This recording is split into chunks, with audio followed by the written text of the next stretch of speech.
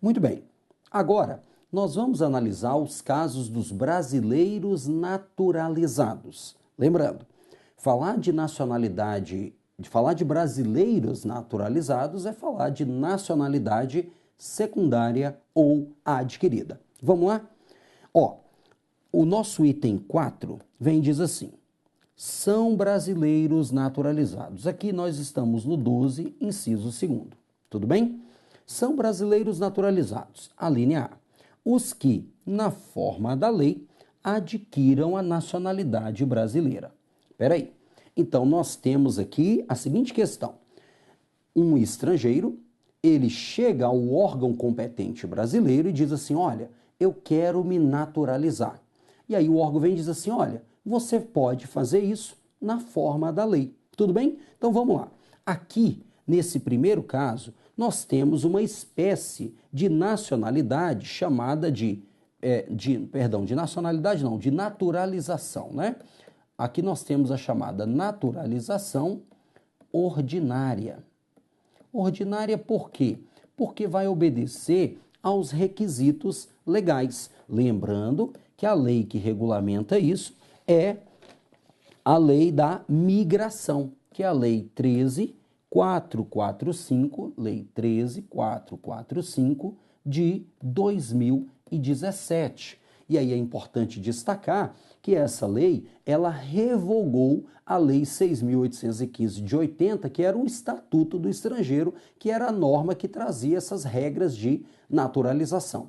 Então, eu quero me naturalizar. Então ele diz, olha, obedeça os requisitos da lei. E aí a pessoa vai obedecer a todos os requisitos lá, que a lei agora, o Estatuto da Migração, a lei da migração, estabelece.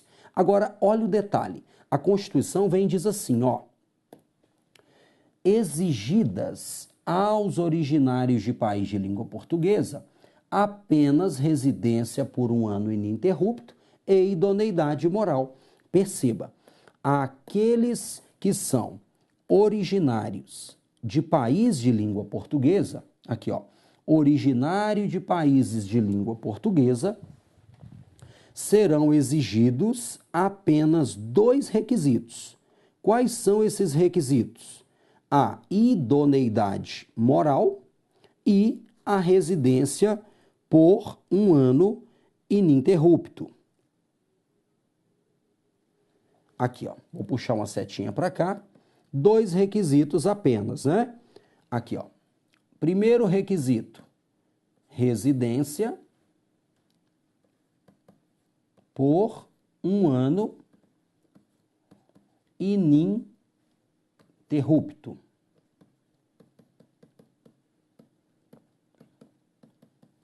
Mais, segundo requisito, idoneidade moral. Note que esses requisitos mais resumidos, idoneidade moral, esses requisitos mais resumidos são apenas para os originários de país de língua portuguesa. E aí nós temos vários, né? Portugal, Angola, Cabo Verde, Moçambique, e aí vai. Vários países. Perceba aqui que um detalhe, ó, nos casos de naturalização, o estrangeiro ele precisa fazer o requerimento, ele precisa ir atrás disso. Isso é importante porque a doutrina diz que há 2 espécies básicas de naturalização. A naturalização expressa e a naturalização tácita. A naturalização tácita ocorre quando? Ocorre quando a pessoa, pelo fato de estar em um determinado país por um certo tempo, automaticamente ela adquire a nacionalidade daquele país. Por exemplo, vamos imaginar que a Constituição de um determinado país vem e diga assim, olha, todos os estrangeiros que estiverem no nosso país há mais de 5 anos serão automaticamente naturalizados. Então veja, ela é tácita por quê? Porque a pessoa não precisa requerer, basta que ela cumpra esse requisito temporal, pronto, ela já se naturaliza. No caso da nossa Constituição de 88, ela não adota isso. O cara pode morar no Brasil há 10, 20, 30, 50 anos. Ele não vai se naturalizar automaticamente. ele precisa passar por um processo de naturalização, ele precisa fazer o requerimento. Tudo bem? Isso é o que nós chamamos de naturalização expressa, exatamente porque ele precisa requerer. E aí eu mostrei para você que a naturalização, em regra, é voluntária. Por quê? Porque eu voluntariamente vou pedir, vou requerer a naturalização brasileira e aí vou ter que me submeter às regras impostas no nosso ordenamento, sejam as regras legais ou as regras definidas na própria Constituição. Então, o que nós temos aqui na linha A? Nós temos uma naturalização ordinária, né? Por quê? Porque decorre dos conteúdos, decorre da lei. E veja que ainda tem um requisito meio subjetivo, né? Que é a idoneidade moral. A idoneidade moral, aqui, né, o país ele vai exigir da pessoa comprovantes da sua vida pregressa. Então pode exigir, por exemplo, certidões criminais, certidões cíveis. Eu quero saber como é a vida dessa pessoa. Tudo bem? Então, primeiro caso, eu quero me naturalizar. Posso fazer isso na forma da lei. E aí o que eu tenho? Né? Eu tenho que adquirir obedecendo os requisitos legais. Detalhe importante, a doutrina dominante tem entendido que, mesmo que a pessoa cumpra os requisitos legais, o Estado não é obrigado a conceder a naturalização.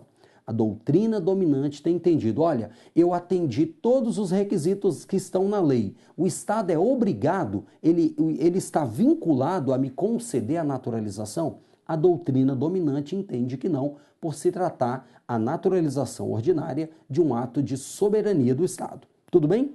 Vamos lá. Agora, eu vou te mostrar um segundo caso muito importante. São brasileiros naturalizados os estrangeiros de qualquer nacionalidade. Note que a linha B se aplica a qualquer estrangeiro.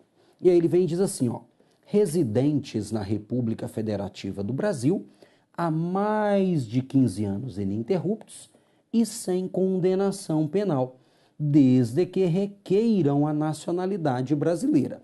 Note que na linha B o requerimento está expresso. Na linha A, o requerimento está implícito. Tudo bem? Porque, veja, eu te falei que nós não adotamos a naturalização tácita. Olha, se você é originário de país de língua portuguesa, está no Brasil há mais de um ano, pronto, você já é brasileiro. Não. Tem que fazer o requerimento. Tudo bem? Vamos analisar essa linha B. Detalhe. O caso tratado na linha B é de naturalização chamada de extraordinária. A Constituição, ela trata de duas espécies de naturalização, ordinária e a extraordinária. Lá na lei de imigração, nós ainda temos mais duas, a especial e a provisória, que são estritamente legais. Então, nós não vamos tratar delas aqui, porque realmente não é o tema de direito constitucional. Mas é bom que você saiba que elas existem, a naturalização especial e a naturalização provisória. Vamos lá. Essa aqui é chamada de extraordinária ou também de quinzenária. E detalhe, ó, desde já, fica atento. A naturalização extraordinária, ela é chamada assim por quê? Porque os seus requisitos são objetivos e definidos na própria Constituição Federal. Note, na linha B, a Constituição não vai mandar a pessoa observar requisitos na lei ou em qualquer outro local. Não. A Constituição vem e diz assim, olha, se você é um estrangeiro e quer se naturalizar, na forma da linha B, você tem que ter mais de 15 anos ininterruptos de residência no Brasil e não pode ter condenação penal. Se você atender esses dois requisitos, basta fazer o requerimento. Olha só, no caso da linha B, a doutrina dominante e o próprio Supremo Tribunal Federal têm entendido que a concessão da naturalização é um ato vinculado. Cuidado com isso. Ó, no caso da linha B, se a pessoa cumpre todos os requisitos, o Supremo e a doutrina dominante têm entendido que haverá um direito subjetivo à naturalização. Por quê? Porque os requisitos são objetivos e a redação do dispositivo constitucional vem e diz, olha, se você tem mais de 15 anos ininterruptos de residência e não tem condenação penal, você basta requerer. Tudo bem? Olha lá o que ele diz. Reside no Brasil há mais de 15 anos ininterruptos, né? E sem condenação penal. Note, é a condenação penal que impede a concessão. Não é condenação civil, não é condenação fiscal, não é condenação administrativa, não é condenação trabalhista. E aí, detalhe, na hora da prova, tanto pode vir condenação penal quanto condenação criminal. Então, olha só, há algumas provas que colocam condenação penal, do jeito que está na Constituição. Beleza. Outras provas colocam condenação criminal. Também está certo. Tudo bem? Então, se a banca examinadora mudar condenação penal para condenação criminal, está correto na hora da prova. Tudo bem? Então, vamos lá. Essa naturalização, ela é extraordinária exatamente porque os requisitos estão definidos na própria Constituição. Detalhe, então não pode ter condenação penal e tem que ser mais de 15 anos. Notou isso? Mais de 15 anos ininterruptos de residência. Legal, detalhe, já houve banca examinadora que colocou assim, mais de 15 anos de permanência ininterrupta. Cuidado! Residência ininterrupta é diferente de permanência ininterrupta. Por quê? Permanência ininterrupta seria assim, o cara ingressou no Brasil e ficou mais de 15 anos sem colocar o pé fora das fronteiras brasileiras. Tudo bem? Permanência. Já o caso de residência, a residência ininterrupta não impede que ele vá visitar a sua terra natal. Nada disso. Então ele pode, por exemplo, veio para o Brasil, aqui ele se estabeleceu, aqui ele começou a trabalhar, aqui ele estabeleceu família, aqui ele estuda, enfim, o seu domicílio, as suas relações sociais estão aqui. Mas no final do ano ele vai visitar a sua terra natal. Ele viaja, fica lá, passa férias, volta para cá. Isso não quebra o período de residência ininterrupta. Então fica atento. A Constituição não exige mais de 15 anos de permanência ininterrupta. Não, exige de residência, ou seja, é aqui em que ele estabeleceu, aqui em que ele está desenvolvendo as suas relações sociais, a sua vida. Tudo bem? Então vamos lá. Fechamos então a linha B, com a naturalização extraordinária ou quinzenária. Importante, aqui está a Emenda Constitucional 3 de 94. Só um detalhe. Até 94, esse prazo era de 30 anos. Ele era chamado de trintenário. Então o cara tinha que morar no Brasil, ter a residência permanente no Brasil por 30 anos. Aí a Emenda Constitucional 3 de 94 reduziu isso para 15 anos. Legal? Muito bom. Continua comigo. Vamos analisar algumas notinhas jurisprudenciais. Não se revela possível em nosso sistema jurídico constitucional a aquisição da nacionalidade iure matrimoni. Vale dizer, como efeito direto e imediato resultante do casamento civil. Então, o que o Supremo disse aqui? O simples fato de um estrangeiro casar-se, por exemplo, com uma brasileira, isso não o transforma automaticamente em um brasileiro naturalizado. Nada disso. Então, nós não adotamos a regra do iure matrimoni. O que é isso? O simples casamento automaticamente gera nacionalidade. Não, nós não adotamos isso. Legal? Continua comigo. Agora vamos analisar distinção entre brasileiros natos e naturalizados. A Constituição vem e diz assim, a lei, e aí destaca, a lei não pode estabelecer distinção entre natos e naturalizados. Aí a Constituição vem e diz assim, salvo os casos previstos na Constituição. Então, peraí, duas informações importantes. Primeira, a lei não pode criar distinção entre nato e naturalizado. Tudo bem? Não pode. Agora, ele diz, salvo nos casos previstos na Constituição, ou seja, a própria Constituição pode fazer isso. E eu te pergunto, a Constituição fez isso? Na Constituição, nós temos hipóteses de distinção entre nato e naturalizado? Temos sim, e eu vou te mostrar. Acompanha comigo. Olha só. Deixa eu colocar a caneta. Vamos analisar aqui alguns casos. Eu vou colocar os artigos, depois você vai fazer a leitura. Artigo 5º, inciso 51. Artigo 12, parágrafo 3º, vou falar dele logo na sequência. Também podemos citar o artigo 89 e também podemos citar o artigo 222. Vamos lá. Olha só, temos aqui, eu coloquei aqui 4 hipóteses em que a Constituição faz distinção entre nato e naturalizado. O primeiro caso se refere à extradição de brasileiros. Eu já te mostrei que o brasileiro nato não pode ser extraditado pelo Brasil, em hipótese alguma, é a posição do Supremo Tribunal Federal.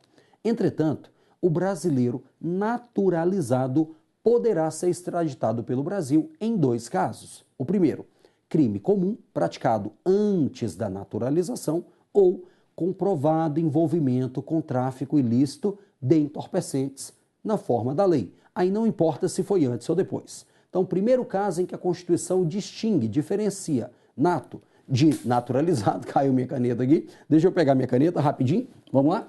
Pronto? Ao vivo é assim, né? Negócio aqui, vamos embora. Então, olha só. O primeiro caso em que a Constituição distingue nato de naturalizado, qual é o caso? Extradição. Segundo caso, nós vamos ver na sequência, cargos privativos de brasileiro nato.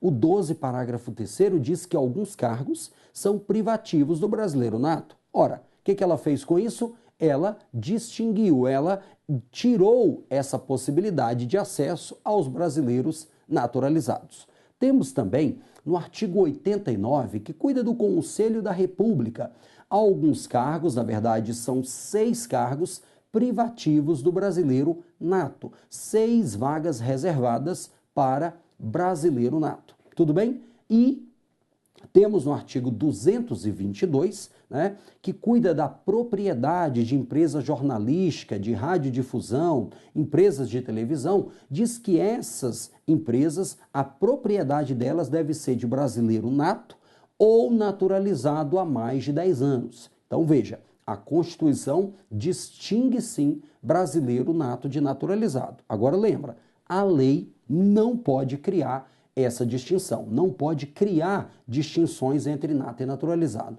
Importante destacar o seguinte, quando a Constituição usa o nome brasileiro, só o termo brasileiro, ali nós temos tanto nato quanto naturalizado. Quando ela quer distinguir, ela vai colocar nato ou naturalizado na frente. Tudo bem? Então, vimos que a lei não pode e vimos os casos em que a Constituição trata dessas distinções. Agora, eu quero analisar com você a situação da quasi-nacionalidade. Essa situação da quasi-nacionalidade, ela é aplicável exclusivamente aos portugueses. Aplicada exclusivamente, aqui nós estamos no artigo 12, parágrafo 1º do texto constitucional. Cuidado!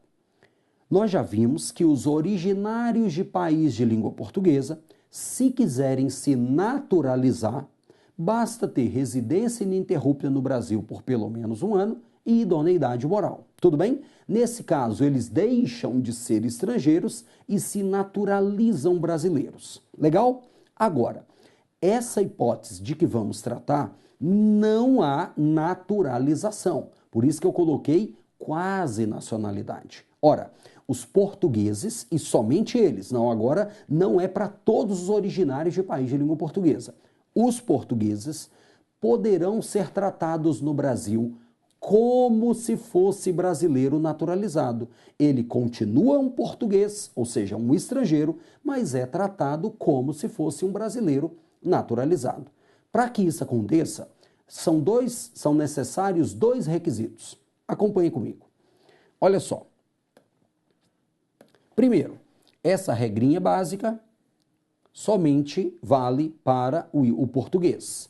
O português com residência permanente no país, peraí, destaca, e aqui nós temos o primeiro requisito. Para que o português seja equiparado a um brasileiro naturalizado, primeiro, tem que ter residência permanente no Brasil. Aí ele diz, se houver reciprocidade em favor de brasileiros, aqui nós temos o segundo requisito. Quais são os requisitos para que um português seja equiparado a um brasileiro naturalizado? Ou seja, para que ele, mesmo sendo português, seja tratado como se fosse um brasileiro naturalizado. Os requisitos são dois. Primeiro, precisa residir de forma permanente no Brasil. E segundo, tem que haver reciprocidade em favor de brasileiro que reside em Portugal. Vale dizer, nós vamos tratar o português aqui da mesma forma que Portugal trate um brasileiro residente lá em Portugal. Detalhe, esse português vai ser tratado como se fosse um brasileiro naturalizado. Na hora da prova, a banca examinadora adora dizer que ele vai ser tratado como se fosse brasileiro nato. Não é verdade. Tudo bem? Acompanha comigo. Ele diz, vamos fazer a análise completa. Os portugueses com residência permanente no país, se houver reciprocidade em favor do brasileiro, serão atribuídos os direitos inerentes ao brasileiro, salvo os casos previstos nessa Constituição. Para a doutrina dominante, quando a Constituição vem e diz aqui, salvo, deixa eu destacar com marca-texto, vai ficar melhor. Para a doutrina dominante, ela diz assim, quando a Constituição fala, salvo os casos previstos nessa Constituição, ela está excluindo a questão do brasileiro nato. Ele não vai ter os direitos inerentes ao brasileiro nato. Então, a doutrina vem e diz, ele vai ser tratado como se fosse um brasileiro naturalizado. Tudo bem? Até a revisão, aqui está a revisão de 2004, não teve revisão em 2004 não, revisão em 94.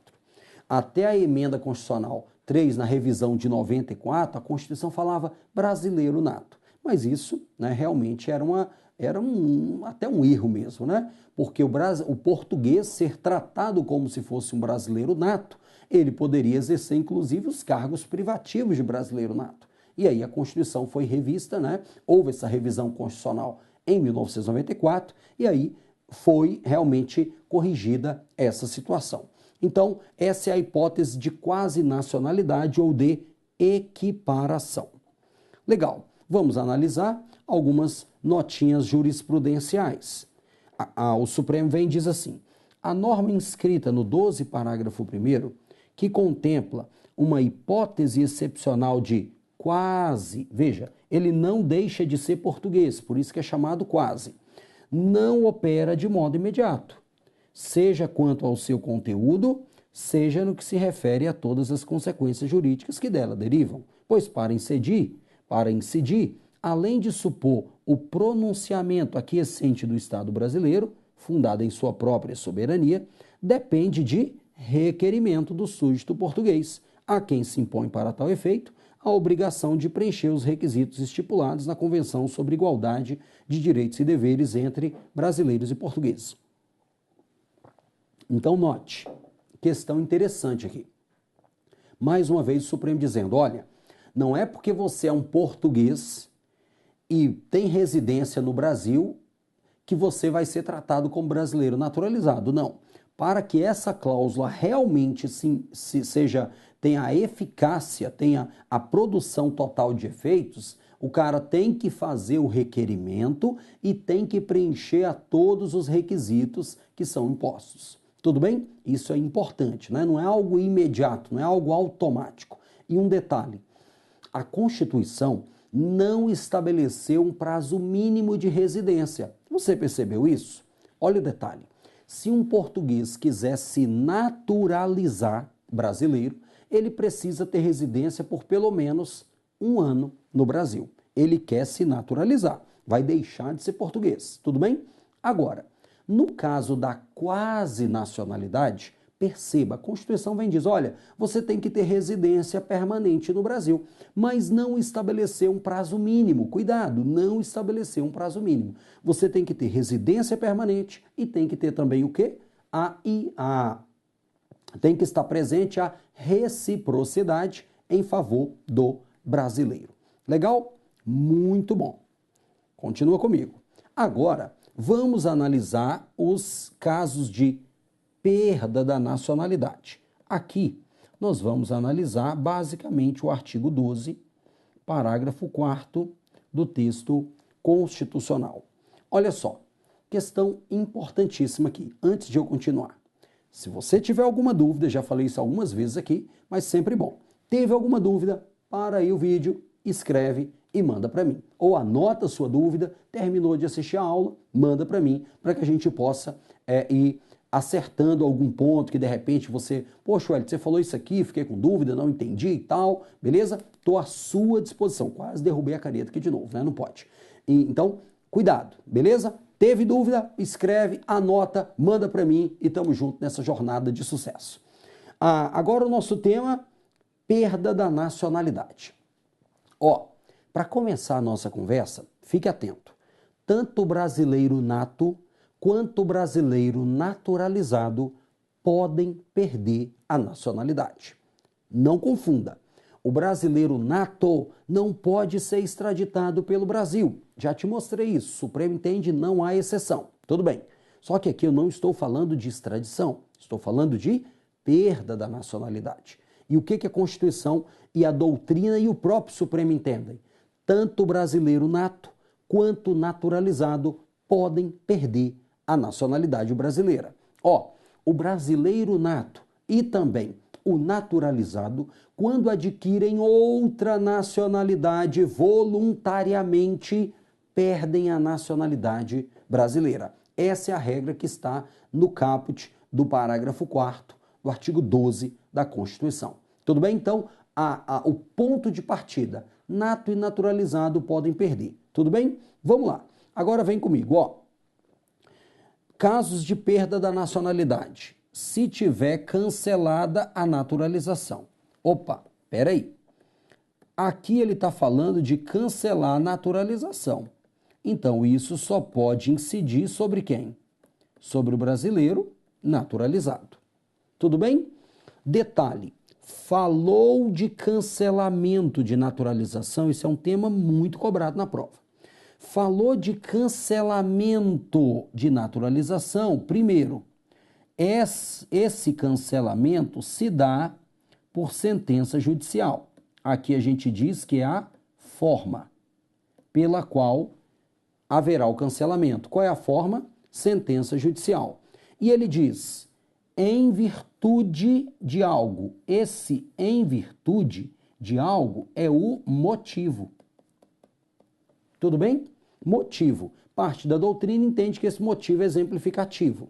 Ó, cancelar naturalização. Falou disso duas coisinhas básicas. Primeiro, sentença judicial em virtude de atividade nociva ao interesse nacional. Vale destacar que a lei brasileira não define o que é uma atividade nociva ao interesse nacional. Então, dessa forma, por exemplo, o Ministério Público, ao ingressar com ação, pedindo, por exemplo, cancelamento de naturalização, vai colocar ali qual foi o ilícito cometido. Segurança contra... o cara atentou contra a segurança do país, contra a segurança das autoridades, contra o regime democrático, contra a economia popular, cometeu determinado crime. E caberá ao juiz analisar, e aí é um juiz federal, artigo 109, inciso 10 da Constituição Federal, caberá ao juiz decidir se se trata ou não, em cada caso, de atividade nociva ao interesse nacional. Detalhe, a Constituição diz que é uma sentença judicial aqui, diz que é uma sentença judicial. Eu já ia adiantando, né? Esse item, esse ponto, merece um link com o artigo 15, inciso 1.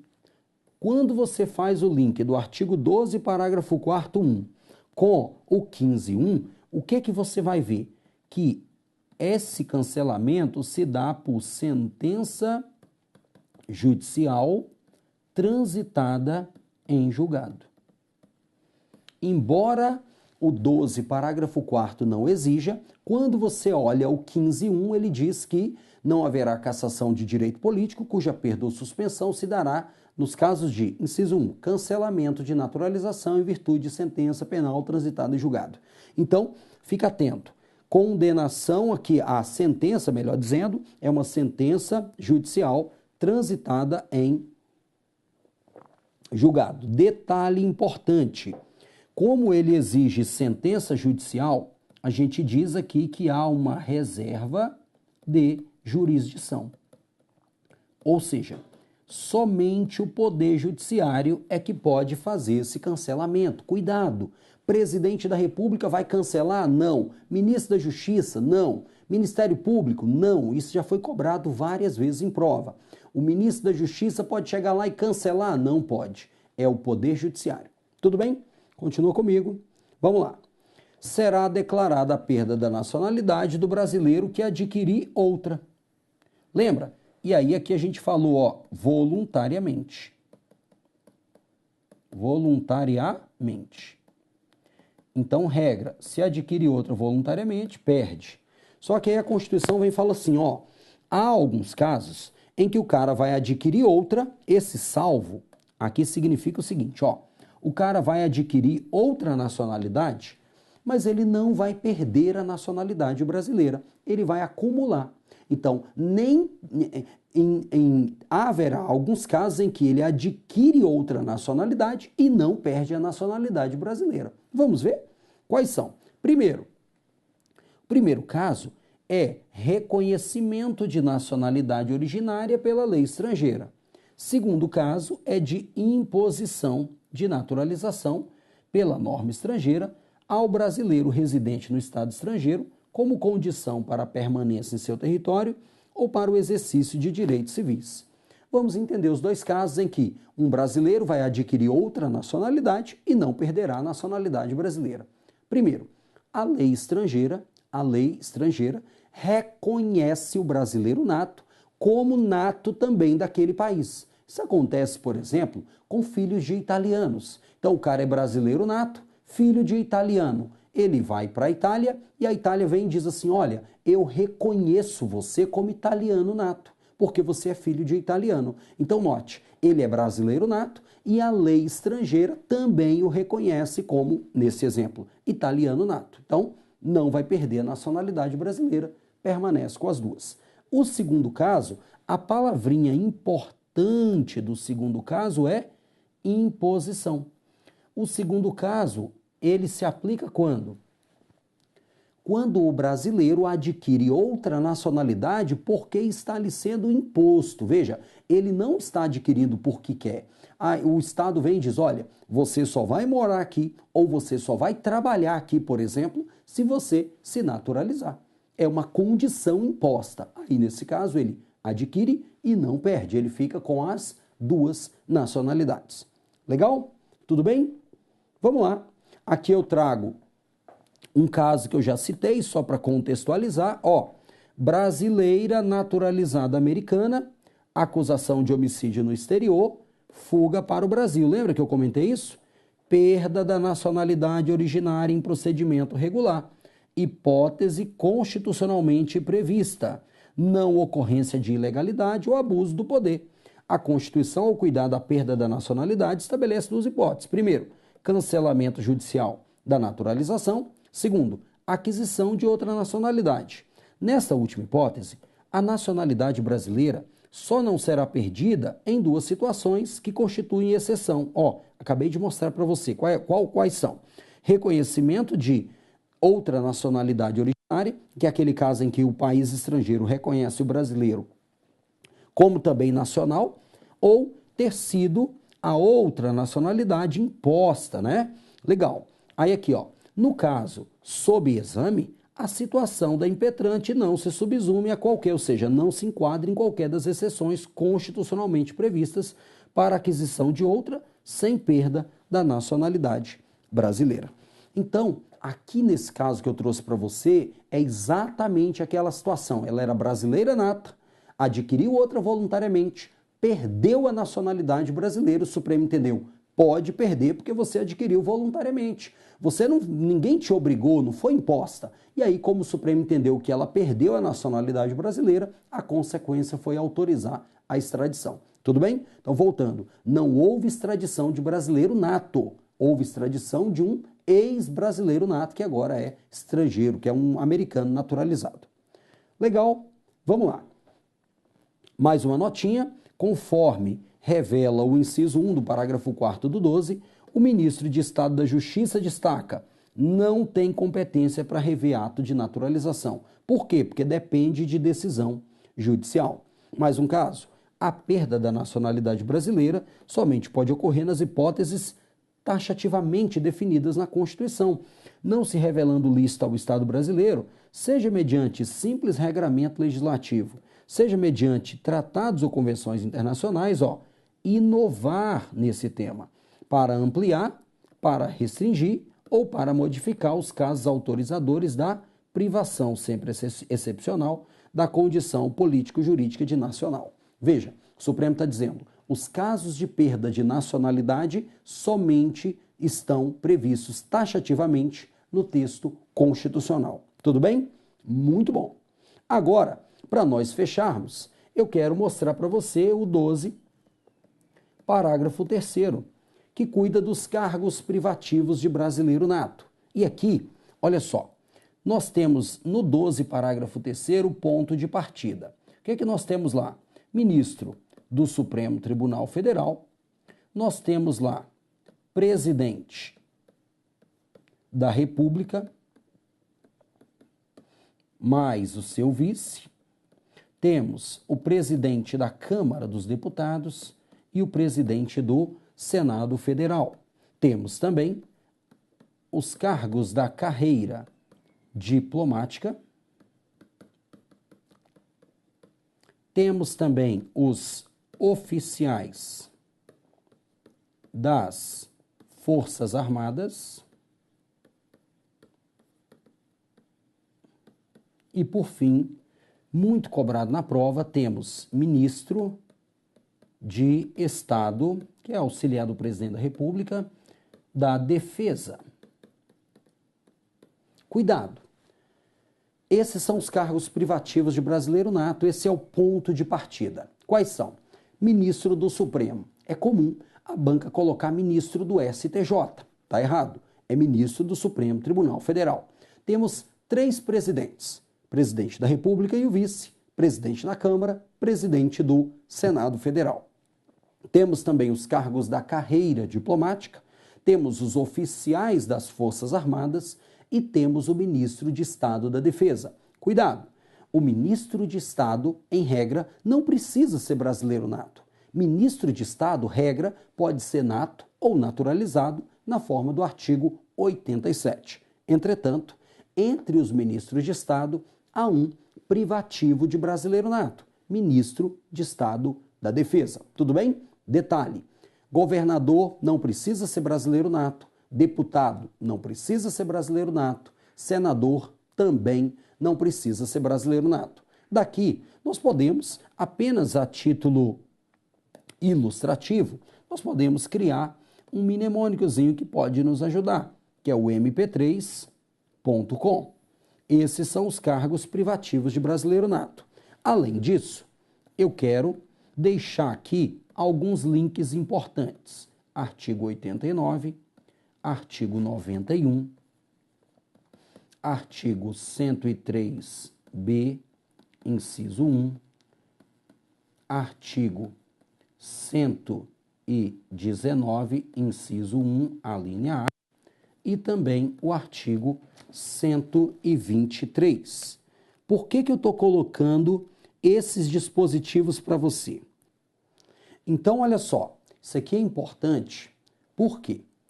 Quando a gente pega o 12, parágrafo 3º, ele é o nosso ponto de partida.